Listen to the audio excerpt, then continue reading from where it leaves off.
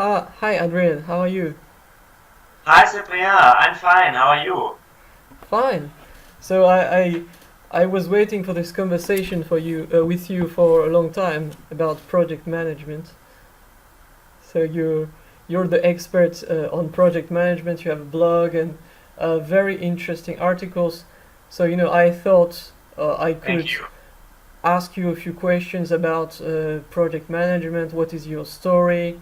And hmm eventually share it with some of the people on my blog, because even if I have an engineering blog, I know a lot of people who need also to know more about project management. Okay. Because they have also a lot of projects. Yes, yes.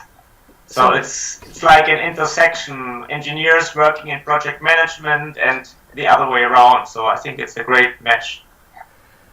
can you tell a bit more about you? Well, how did you get into project management? What is your background story? Sure, sure. So I'm from Germany and I have a background in business and IT. So I always already like to combine different subjects. And I started after university in an industrial company in the global IT department, a kind of a consultant slash developer role Mhm. in the security area. Very interesting for someone from the university just coming out. And I did that for about 3 years. Mhm. And I really enjoyed it, but I got to a point where things started to repeat. I had to do support, IT support, and this was really, I didn't like it anymore. And it was all very, very repetitive. And you work with the same people and the same problems that you have talked about for 100 times. It's always the same. So I was always a curious person and I wanted to try something new. And um, back in our company, there were a couple of senior project managers, and I just looked at them and I found them fascinating as humans. I mean, as people. They were very respected, very smart, very confident, and they always had good stories to tell, like from their Mhm. projects and from their business trips. So I thought that's kind of cool. That's something I would like to become in the future. And so that was how I got started. And I approached my boss because to tell him about my plans. And yeah, this is how things just evolved. So I gradually switched from a like more technical IT person to someone who, in the end, did full-time project management without any technical involvement. So the so-called hands-off project management. So this took many years, so almost 9 years now, looking back. But it's a step which I really didn't regret. And yeah, you asked also about uh, what's nice about being a project manager and what I like. It's the breadth of the work. So you're working with many different subjects at the same time. This is very interesting. You work with people a lot. You have to solve problems and things like this. So this is what I really enjoyed Mhm. back then and also now. Yeah. So if we make the things really, really, truly simple, what is a project for you? Because there is project and there is project. So Yes. if if you could simplify the maximum, what kind of project you have and what do you call actually a project inside the company? So what is a project? So for me, a project is a bigger activity which involves several people, several departments. It's complex and it's something new. So it's something which is outside the scope of the normal business of a company. Hmm. So, for example, the development of a new car model or the design of a new process for logistics and things like that. So it's something really unique and new. And because of that, there's risk involved. So a lot of things which can go wrong, which you don't know at the Hmm. beginning. Hmm. And so this is a project, and the project manager is the one who's in charge to juggle all these balls and to keep things under control, to put it very simply. So basically, the company has something new that they want to achieve, which has some potential for the company, to generate business, to generate opportunities, but they don't really know how to do it, and they know there are risks involved, and also they don't know how to, organize the resources and all those things. Yes. So they just, find some guy, which is kind of a superhero like you, and who will kind of organize everything together, and tell them, the feasibility of the project, what they can really expect from that, Absolutely. and the kind of deadlines, you can meet.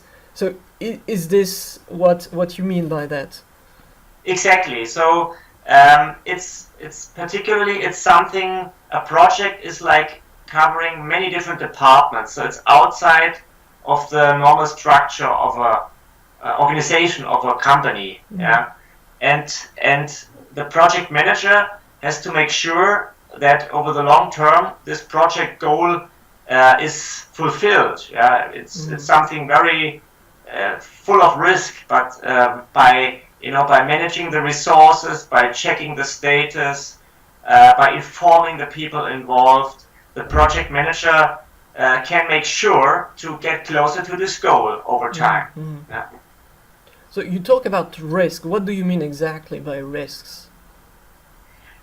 So risk, this took me some time to understand, because in the beginning when I was a junior project manager and something went wrong, for example, some person got sick, this is a risk, but I was very upset, and I thought it has already failed, my project. What can I do? But now I think about this very differently. Risk is something which can happen, and you can expect it to happen. So there's some number you can attach to that, for something to go wrong, or to go not the way you have planned it, or maybe you have looked at something in a wrong way. This is totally possible. And risk is something you can prepare to a certain degree for a project. To take some example from, for example, the aviation industry, or from the airline travels. So a risk for an airline pilot is that the airplane runs out of fuel before it can land. This can happen. We don't want it to happen, but the pilots, they can manage this risk by constantly checking how the fuel is burning. Is it more burning than planned or less, which is good. But this kind of feedback loop, to control the risk, this is essentially what a project manager does. Okay, so from what I understand, you switch from an initial approach which was more, let's say, fragile, brittle, like, you thought that if there is a risk, someone is sick, my project is over, and I have to start everything over. But actually, you realize that you can control the risks. So it's not, being a project manager is not about fearing the risk, and taking things down at the good moment. It's more about, understanding what are the potential risks, to prevent them, and to, in engineering term, we can sound, to build a auxiliary system that will help to manage the potential risks. That's why also in engineering system there are also a lot of risks. So in nuclear power plants, they need to have system and subsystem and sub-subsystem to protect everything. So risk is something extremely important in project management, in engineering, and in my opinion in life as well. So as a project manager, you learn a lot when you learn to control those risks. Yeah, absolutely. And also, I mean, think of it, you're talking about the nuclear power plant. So you implement these systems to avoid the risk, because when something goes wrong, usually a lot of other bad things happen. Yeah. Yes. So and if you don't have any systems in place to cover these or to deal with these basic risks, you end up with 1,000 problems at the same time, which is more than a human can handle. Yeah. So if you have this kind of system and you have prepared for it, you know this can happen. This is my plan, what I will do, that I will execute. I can remain calm and I can just control. I can focus my attention on the things I really didn't expect, which can always happen. Yeah. But do you have a method or something to, let's say, think about the potential risks and kind of, design an alternative solution? Well, first of all, the mindset that I apply here is really to tell myself, maybe I have a wrong view, or I don't have the full picture, which is normal. I'm just one person, yeah. I'm the project manager. I may not see all the risks, yeah. So what I have to do is I have to talk to other people, and I interview them, and I ask them, to the developer maybe, and I ask him, is this feasible? What could happen, and what could be the impact? And then, with these kind of conversations, you end up with some list of a couple of core risks. So it's very important to be open, to listen to the people, but also to trust your gut feeling, because some people, they are more afraid for things to go, they're more pessimistic. So you have to kind of filter this information, and I think it's also, you have to observe the people. How do they tell this, and why do they say this? What they fear or what they think, But basically, talking to different people. Also, what you can do if other companies have run similar projects, what I always recommend is you talk to them. Nowadays, it's very easy to find the colleagues from other companies on LinkedIn or so. So just tell them, I'm doing here a project about this thing, and can you give me any advice about things that could happen that I need to be prepared for? So this, to put it very basically, and then of course not every risk is the same, so you kind of have to weigh it. What is the most severe one? What is the most likely one? And this kind of, we call it a risk evaluation. That's what we did after every project phase. And the risk can change. So some risk at the beginning may just disappear over time because you are more in control of certain things. But here to be really vigilant about these kind of dark clouds on the sky. Well, you say several very interesting things, First, you have to weigh the risks with a certain probability, I assume. Some people, tell you, this will happen, this will break, this will that. But actually, if you calculate the real probability of that to happen, maybe it's 0.0001%. And then, you're just worrying for nothing. So sometimes you just don't need to prevent this kind of risk if, this risk has no probability to happen, right? Exactly. And also, all these measures, they cost money. So if you have to also think like an entrepreneur and like a businessman, and to keep the costs in a low. Yes, the cost of the project increases, and I suppose also the duration it takes to fulfill all also increases. If you have to consider all those things. You need to increase the resources, ask more people to do things. Exactly. Yeah, it costs money. Yeah. So you mentioned several challenges already: the risks, the communication, and from what I understood, the people also. Are those the main challenges of project management, or do you see something else, or what is the most important challenge for you as a project manager?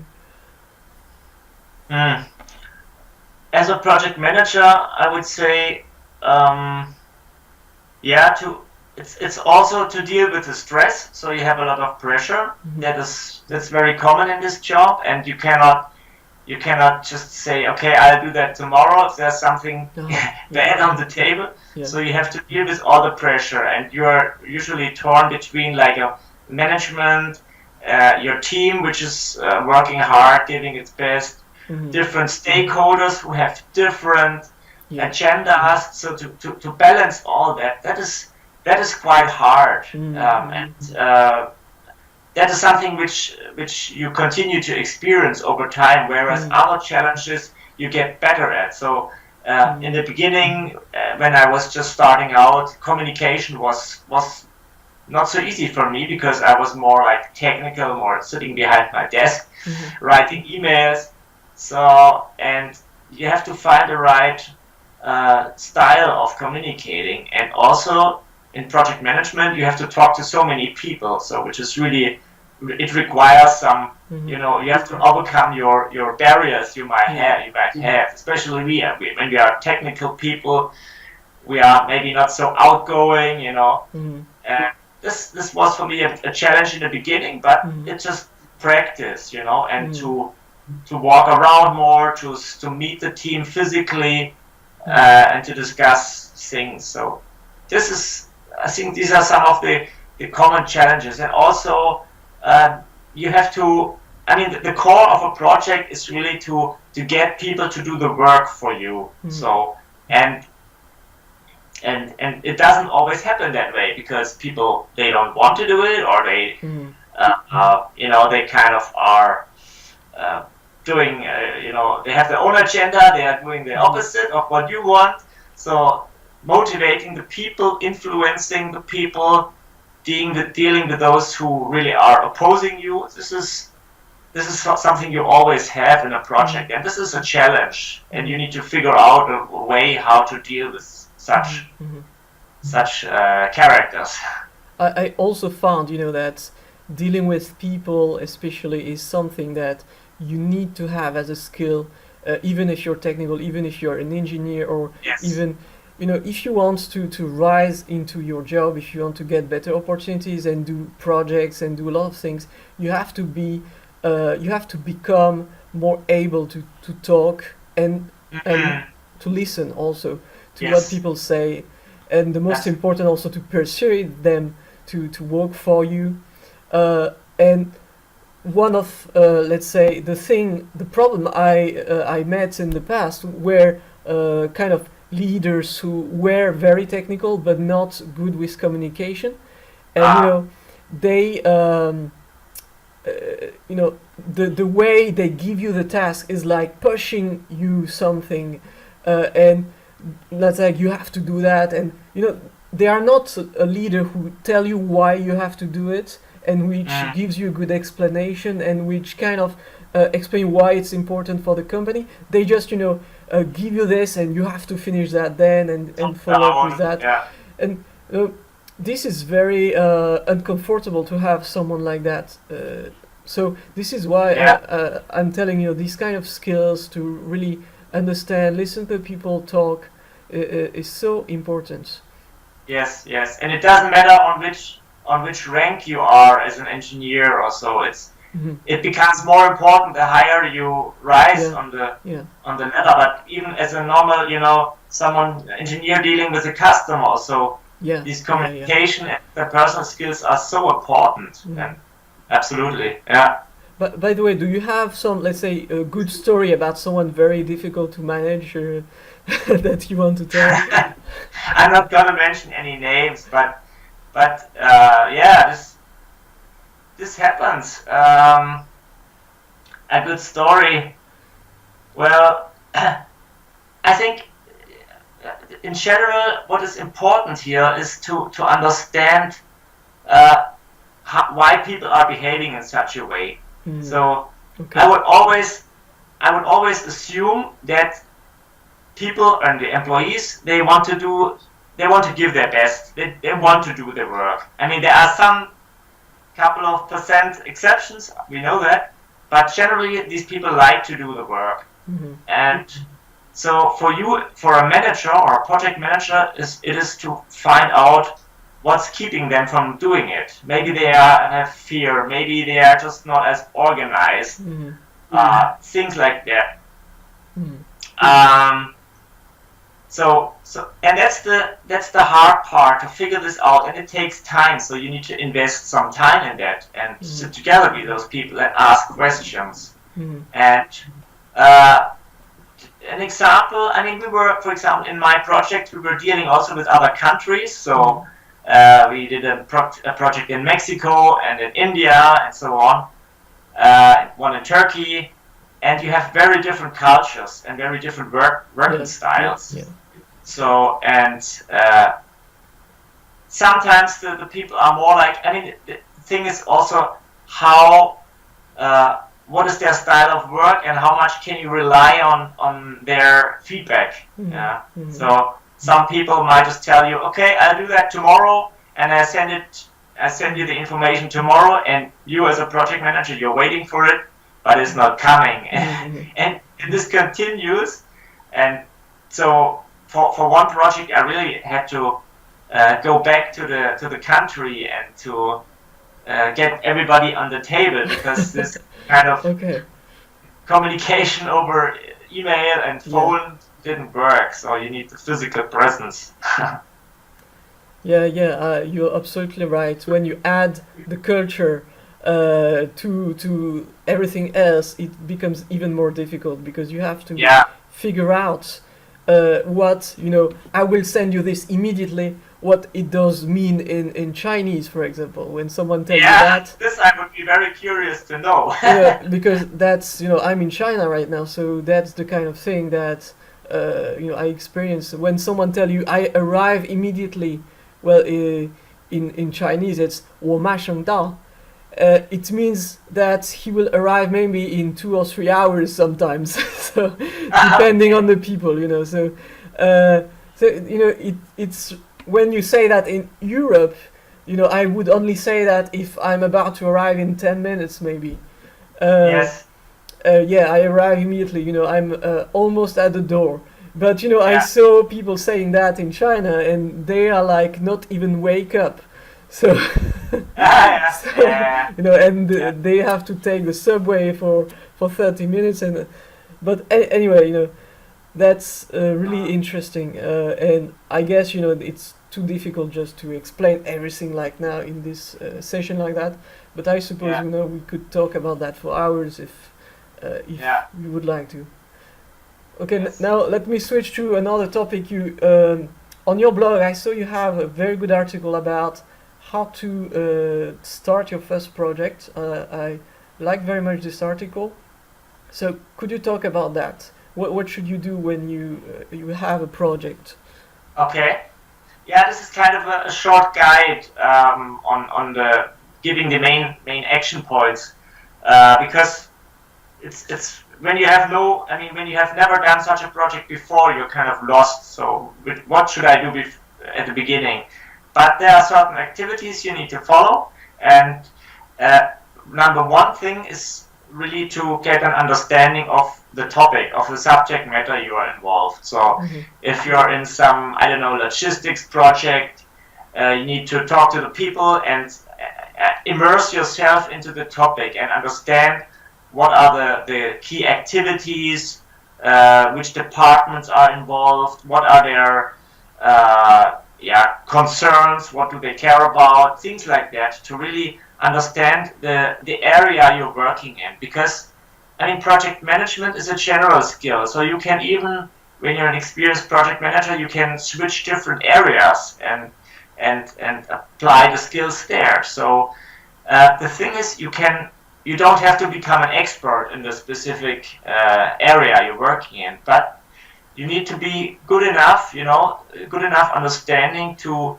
talk confidently about your project and its goal, to explain to others what the project is about, and to be able to answer questions. And it takes some time, and you need to ask people really why are we doing it this way, why not the other way, what happens if we did it that way. and this is kind of how you approach the topic of really getting enough knowledge about the subject matter. This is the number one thing. If I may put a comment on that, I think this is actually a problem of a lot of project managers, because you see immediately the guy who comes with you with a project and he doesn't understand anything, and he just asks you some question about this and that. But when you're an engineer and you meet someone like that, it's like it's not good when someone asks you something when he doesn't even know the very basics that everyone can understand. So basically, is this something you have experienced? Yeah, I mean, how to say, for example, if you're managing a project about mechanical simulation, you do not have to become an expert in simulation. This is the job of the engineer, but at least you should know what the word simulation mean. Yes. And what kind of software he uses, some of the basic techniques maybe. And if you don't know that, and you're just waving the word simulation, before the eyes of the engineer, asking some things that he don't even understand your questions, then it becomes boring and there is no communication possible. So I think doing this research and learning a bit about the topic actually creates a lot of trust between the project manager and the people he works with. Yeah, exactly. That's a very good point you mentioned, because people they value if you really care about the topic, and if you have taken the time to understand more what they are into. So this is important, and it also helps to really to make decisions, because then you can kind of then you have the judgment, the ability to judge whether some suggestion is good or not. Do we have to make a simulation or not, and what is the cost and things like that. So if you know the mechanics of that, then it's better. Right. So that's the immersion topic. The next thing is really then from this research to understand what are the key activities. So the individual steps which will guide you from the idea phase really to a complete finished project. So, and this is again, it's a lot of talking to people, asking questions, doing some research, reading papers, things like that, and then maybe continually breaking down those action points into really small pieces which you can give to a engineer or developer or whatever. So basically you have to understand the tasks that need to be completed in order to arrive to the final goal, right? Exactly. And break them down into sub-steps, so then you can exactly know who will do which step, right? Which person has the skill to do this thing, which other person has the skill to do that thing, and then you get everything together and you have some kind of plan that you know that when this is completed, this second thing also is completed, and then you go towards the end of the project. Yeah, exactly. So that's actually a part where many project managers struggle with. They have an idea of what needs to be done, but they need to find the matching resources, the people. And this is not easy, because especially if it's something new, some new technology, some new process, then you have to take more time to look inside your company, maybe think about training some of your people for this specific technology, or look outside and look for external resources which you hire on a daily basis. This can also be a solution. What you also can do, you can talk to the HR department and you can explain to them what your project is about and what skills you need and when you need them, and HR may be able to, because they have the overview of the company, they know which positions and which people have what kind of basic knowledge, and so they may be able to refer you to the right person. But this takes some time, of course. So yeah, so you have to find the experts who can do all the things you need, basically. So yeah, and it's not easy to find always those experts, exactly. as you can expect. Yes. Now, And the thing is also, yeah, sorry. No, please continue.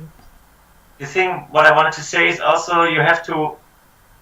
What kind of skills are you looking for? So especially if it's something new, some new technology, do you want someone who is more skilled from a technical point of view, or do you also consider like the interpersonal skills? So what I mean by that, in often cases in my projects, I would prefer a person I would trust, and I knew that it would be a good candidate because it's how should I say, trustworthy, and I can depend on the person. As opposed to someone who is maybe technically very skilled, but maybe is not good in communication, is like I don't want to say lazy, but you know what I mean. Yeah. So sometimes you have the choice between a super expert and a normal expert, but who has also good skill in communication. Yes. So in this case, you prefer the normal expert because he will be more maybe willing to do and to help you to do your project, or be more easy to communicate with him. Yeah. Because I understand totally. You need that clarity as a project manager. If I need to push the people, to give me feedback, takes a lot of energy. But if I have someone who I know, he will, end of the day, he will send me a report and I get the overview. That's wonderful because it just takes away some of the burden. Yeah. Right. And by the way, I know that when we talked about those kind of super experts, there are some people in company who are really good at what they do, but sometimes those people are so obsessed by their technical tasks that it's very difficult to get them to comply with the kind of plan you have, or to share a common vision about something. They always disagree with what you want to do. I don't know if you met this kind of people, but this is so annoying when you get someone like that inside a project. Absolutely. They have been there for a long time and they don't want to change the course. So this also, this is quite demanding because you can't really change the view of the people, but you need to find a way how you can work together. Yeah. Right. Yeah. So just to continue the part how to start a project. So you got the understanding of the matter, the activities, you have found out who can take over these tasks. You need to get also proper estimates of the effort and the cost that is involved. So like when you talk about the individual project activities, you also discuss and you find a way to estimate the effort, because in the end your project is just a aggregation of activities which take a certain time, so it just adds up, and this is very important. So do you mean that you also estimate the work of the people? Yeah, you need to get some number, because if it's a big difference if some task takes 1 day or 6 days, because then it would be 2 weeks, so making the project take longer. So that's why you need to talk to these experts. You don't have the knowledge. You can just by asking the right questions, arrive at an estimate which sounds realistic to you. So do you go to them and just ask them, so how much is worth your time, and then you do a multiplication, or do you have another method to do that? I think that if it's something completely new, then it's really hard. Mhm. Then you can just compare with other, I don't know, technologies and so on. But if you have some general idea about the field of work, you ask the person, and this is not so easy because they don't want to give you, they are afraid to give you wrong estimates. So because they might get under pressure if they estimate too low of duration, then they are under pressure. If the estimate is too high, then I'm under pressure because my project takes longer than needed. It adds more, creates more cost. So it's kind of finding a common ground here is a discussion which is needed here. Okay, so it's very interesting, and I suppose it's not easy to do these parts as well. And so I suppose this will be the next step in your plan, but how do you manage all that? Manage, so once you have all this the setup information about your project, so there will be a stage where you have to finish this, you know, kind of preparation phase and move into really the execution mode where the developers start to develop, the engineers start to draw or to work on the physical product, things like that. And how do you manage that kind of execution phase? Well, you need to have a proper organization for yourself and also for your team. So, for example, in our project, we would schedule different types of meetings. So, for example, on the one side, the project management only, then also the project management with the customer side. Then we had meetings with the whole project team, not so often, but once in a while. Like at the beginning of each major project phase, we would gather everybody in a room and to share the next steps. So this kind of meeting structure and communication structure is the basis for a successful project execution, because only when you have such a system which is in place, you have a constant feedback from your team. So they will tell you if they are running into some issue, and you have a way to deal with it. If you don't have such kind of structure, things might, you know, fall under the table and be ignored and just pop up later as a big problem. So like a communication plan and like a meeting plan is really essential for a successful project.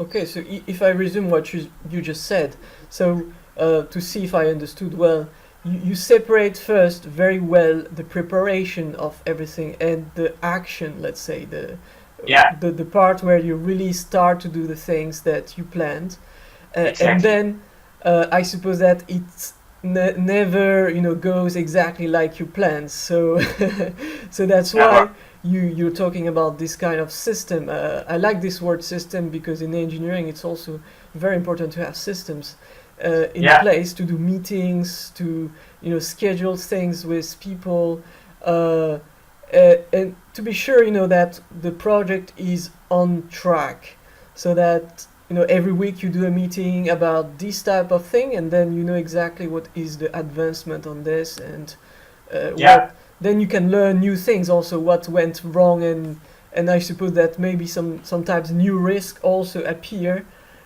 during the project.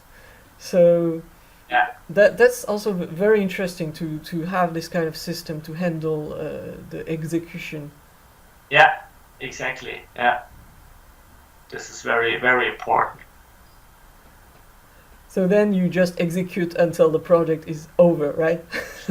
You execute until the project, until you're in a mode where you where you feel things are starting to line up and going well.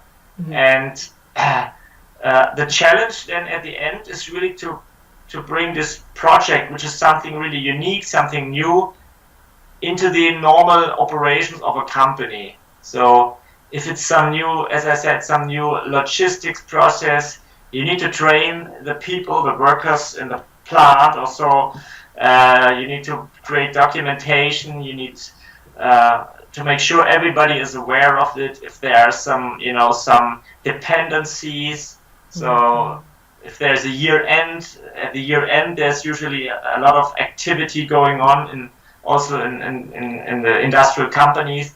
So you need to schedule all this very well so that it's going from a project, which is like outside of the organization, into the regular process and life of a company. Yeah. So from what you mean, it seems very difficult because on one side you have to be very reactive. You have to react to everything that comes up, the risks, the people, the problems. And then you have also to be proactive at the same time, because you have to find a solution and you have to solve those problems and to make sure that everything is going forward all the time. So, you have to have those both mindsets at the same time. So it's not something really easy for everyone to handle.